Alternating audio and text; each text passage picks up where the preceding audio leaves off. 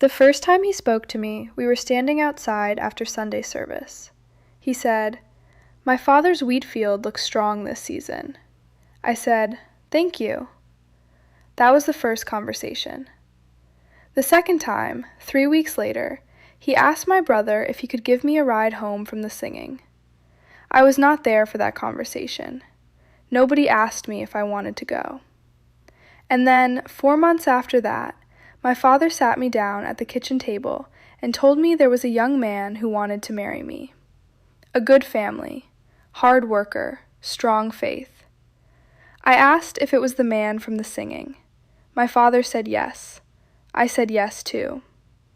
That is how my Amish marriage began, with 2 conversations I barely remembered, a question I was never directly asked, and a yes that felt older than I was.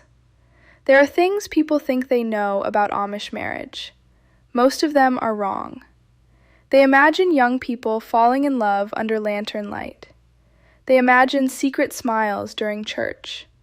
They imagine romance. Some of that exists, I will not deny it.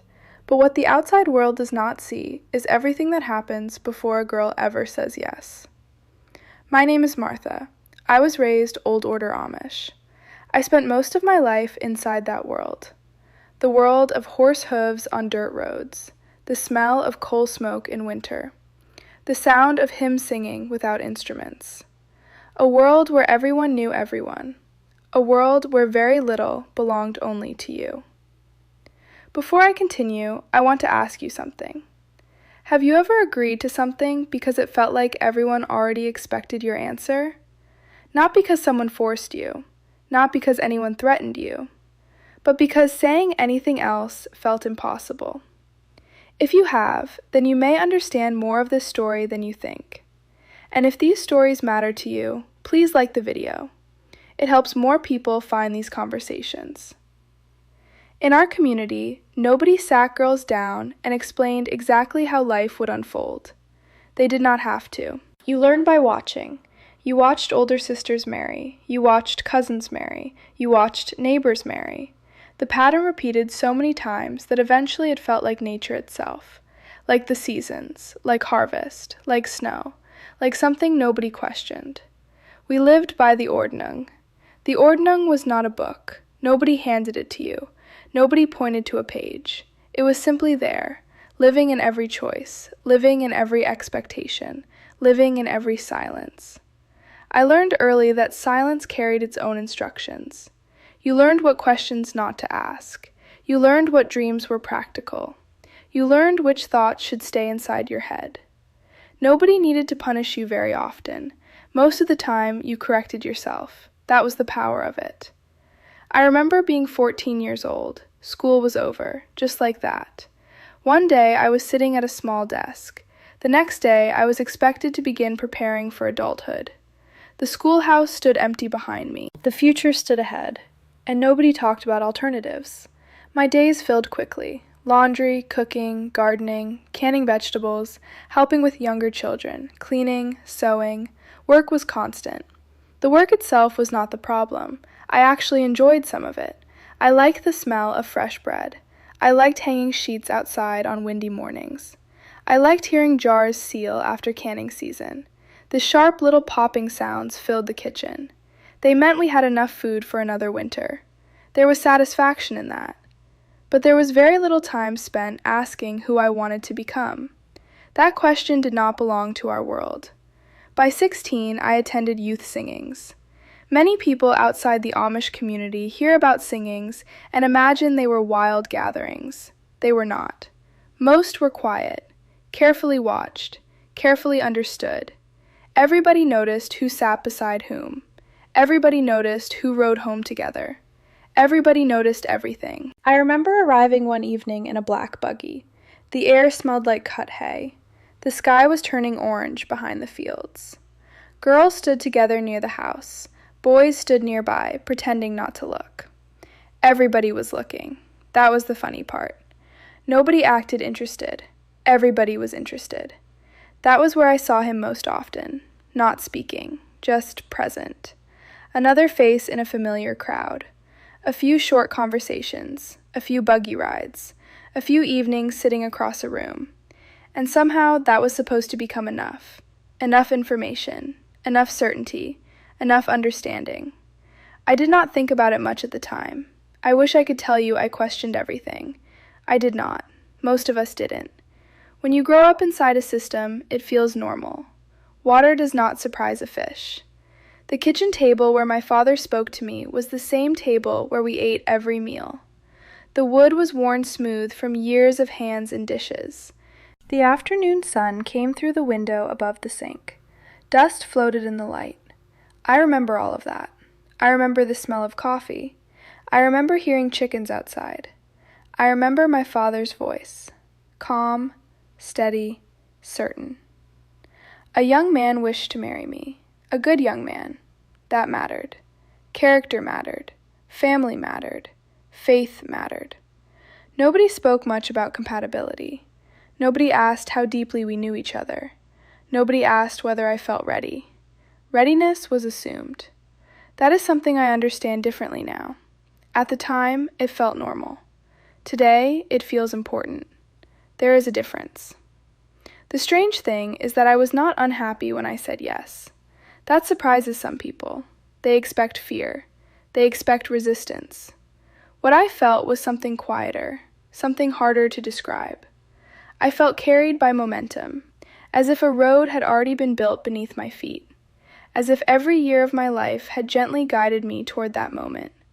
I did not feel trapped, not then. I felt expected. An expectation can be just as powerful. His visits began soon afterward, every Sunday evening, sometimes during the week. He sat in our front room, my parents nearby, my younger brothers moving through the house, doors opening, doors closing, dishes being put away. The sounds of family life surrounded us. Privacy was rare, almost non-existent. We talked carefully. Harvests, weather, neighbors, church, work, safe topics. Topics that could survive being overheard. I kept waiting for deeper conversations.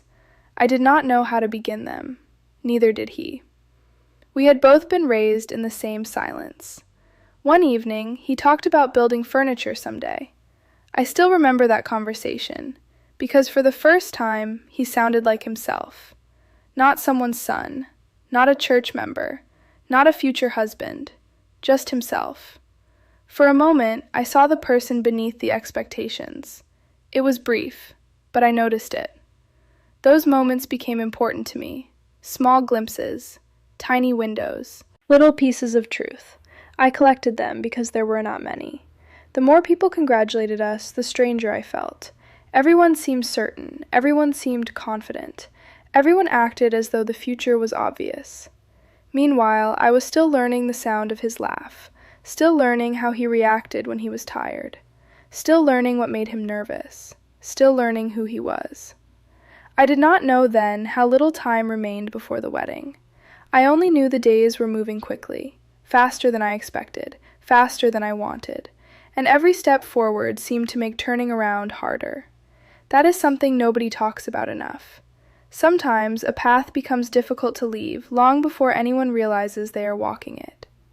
I remember lying awake some nights, listening to the wind outside, listening to tree branches scratch against the house, listening to horses shift in the barn, and wondering something I never said aloud, not to my parents, not to my friends, not even to myself completely.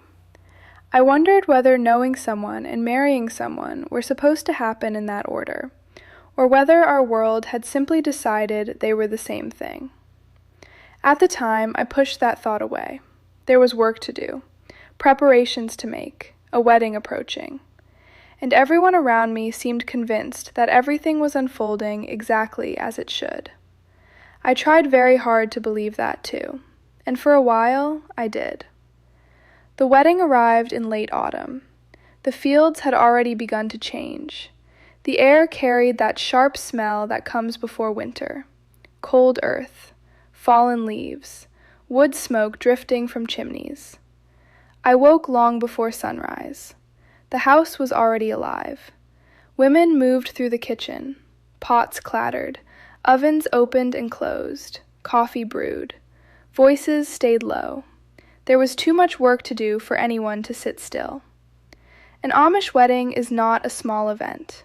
People often imagine something simple. In some ways it is, but it is also enormous. Hundreds of guests, rows of tables, food prepared by hand, hours of planning, days of work. The wedding belonged to the community as much as it belonged to the couple, maybe more. That morning, my hands never stopped moving, peeling, stirring, carrying dishes, setting tables, doing the things I had always done. Only now, everyone kept calling me the bride. The word sounded strange, as if they were speaking about someone else. The ceremony lasted for hours, hard benches, long sermons, stillness, patience. I remember looking around the room, faces I had known my whole life, neighbors, relatives, friends, people who had watched me grow up, people who seemed completely certain that I was ready. I wished I felt as certain as they did, but uncertainty was not something we talked about, especially on a wedding day. So I sat quietly, like every girl before me, like every girl beside me would have done. When the meal ended and the singing was finished, people slowly began to leave. The noise faded, the house became quieter, the sun disappeared, darkness settled outside the windows, and then there was nothing left to distract us, just the two of us. I remember standing in that room, a simple room, a wooden bed, a handmade quilt, a wash basin, a small window, no decorations, nothing unnecessary. The room felt larger than it was, because of the silence, because of everything it represented. We stood there for a moment, neither of us speaking, neither of us quite knowing what to say. Then he spoke, very softly, almost like he was talking to himself. He said he wanted this to be a good life for both of us. I remember those words clearly, because they felt real, simple, honest, human. For months we had talked around things, around expectations, around duties, around appearances. But that sentence felt different. For the first time, I heard uncertainty in his voice too. For the first time, I realized he might be just as frightened as I was. That realization changed something. Not everything, but something. Because until then, I had been carrying my confusion alone. Now I could see his. The truth is that neither of us knew what we were doing. Nobody had prepared us. Nobody sat us down and explained how to build a life together. People explained responsibilities. They explained duties. They explained faith. But very little was said about emotional closeness. Very little was said about learning another person. Very little was said about understanding yourself. We were expected to figure those things out afterward. So we tried. Day by day, month by month, year by year. And sometimes it worked. That is the part many people do not expect me to say. They expect me to describe misery. They expect me to say everything was terrible. Life is rarely that simple. There were good moments, many of them. Winter mornings when snow covered the fields. Summer evenings on the porch. Shared meals. Shared laughter. Children playing outside. Moments of real warmth. Moments of genuine affection. Those memories are real. I will never pretend otherwise. But there was another reality too, one that took longer to recognize. There are things people can build together, and there are things that should exist before the building begins. I understand that now. Back then, I did not. I thought loneliness meant being physically alone. I thought isolation meant having nobody around you. I was wrong. Some of the loneliest moments of my life happened in crowded rooms, surrounded by family, surrounded by community, surrounded by people who loved me, and still feeling unseen. That feeling arrived slowly, not all at once, like water rising, almost impossible to notice at first, then impossible to ignore. The hardest part was that I could not explain it. I did not have the words. In our community, words like autonomy did not exist. Consent was rarely discussed. Emotional needs were rarely discussed. Self-knowledge was rarely discussed. We talked about obedience, faithfulness, humility, duty, but not those other things. So when something felt wrong, I assumed the problem was me. I thought perhaps I needed to pray harder, work harder, be more grateful, be more faithful. That is what many people do when they live inside a system that cannot explain their pain. They blame themselves. I certainly did, for years. Then came the realization I was never supposed to have, the realization that changed everything. It was not one dramatic moment, no lightning, no great argument, no shocking discovery, just a quiet understanding, the kind that arrives when you finally stop running from a question. I realized I had spent most of my life becoming the person everyone expected me to be, and very little time discovering who I actually was. That thought terrified me, because once you see it, you cannot unsee it. I began noticing things. How often I ignored my own instincts, how quickly I dismissed my own feelings, how naturally I deferred to everyone else's certainty. I remembered that kitchen table. I remembered saying yes. And for the first time, I asked myself a question I had never asked before. If nobody expected anything from me, what would I have chosen? I did not know the answer. That was the frightening part. I truly did not know.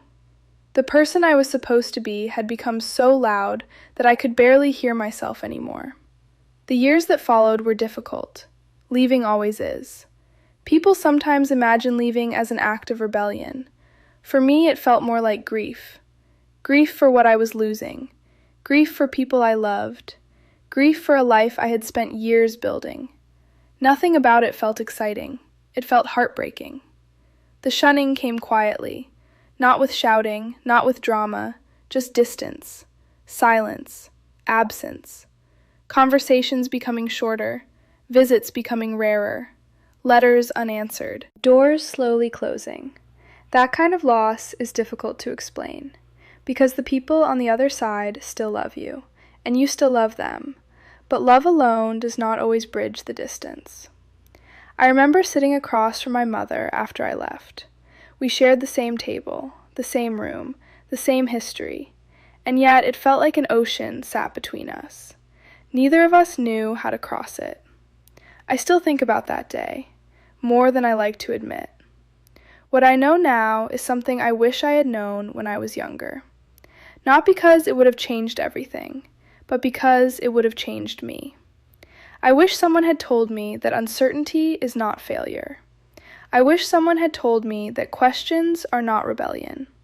I wish someone had told me that knowing yourself is not selfish. I spent years believing my hesitation meant weakness. Now I see it differently. Sometimes hesitation is wisdom. Sometimes it is the quiet voice inside you asking for more time, more understanding, more truth. I do not believe the people who raised me were cruel. I need you to understand that. My parents loved me. My father loved me. The community loved me. They were giving me what they genuinely believed was a good life. What they gave me was what had been given to them. Generation after generation. Nobody stopped long enough to ask whether something might be missing. That is how traditions survive, even when they leave wounds behind. Looking back now, I think often about that first conversation after church. The wheat field, the harvest, the few simple words exchanged between two young people who barely knew one another. It seemed so small, so ordinary, yet somehow an entire future grew from it. Sometimes I wonder what would have happened if someone had said something different. Not no, just wait. Take more time. Ask more questions. Learn who he is. Learn who you are. There are things I cannot change. There are choices already made. Roads already traveled. But distance has given me something I never had before. The freedom to look back honestly. Not with anger, not with bitterness. Just honesty. And honesty can be powerful, even when it arrives years late. I was not too young to work. I was not too young to carry responsibility. I was not too young to help raise children. I was not too young to run a household. But I was too young to understand the difference between accepting a life and choosing one. That difference followed me for years. It shaped everything. And even now, I still find myself thinking about it. Usually when the evening is quiet. Usually when the fields outside my window begin to turn gold. The wheat field is far behind me now. So is the girl who stood outside church that day. But sometimes I still think about her. I think about what she knew and what she didn't. I think about the questions she never asked, and the questions nobody taught her how to ask. Most of all, I think about her voice, the voice she spent years learning to hear. And I hope she would be proud that I finally listened. This is my story. Like, share, and subscribe if you want to hear more real Amish experiences no one else is telling.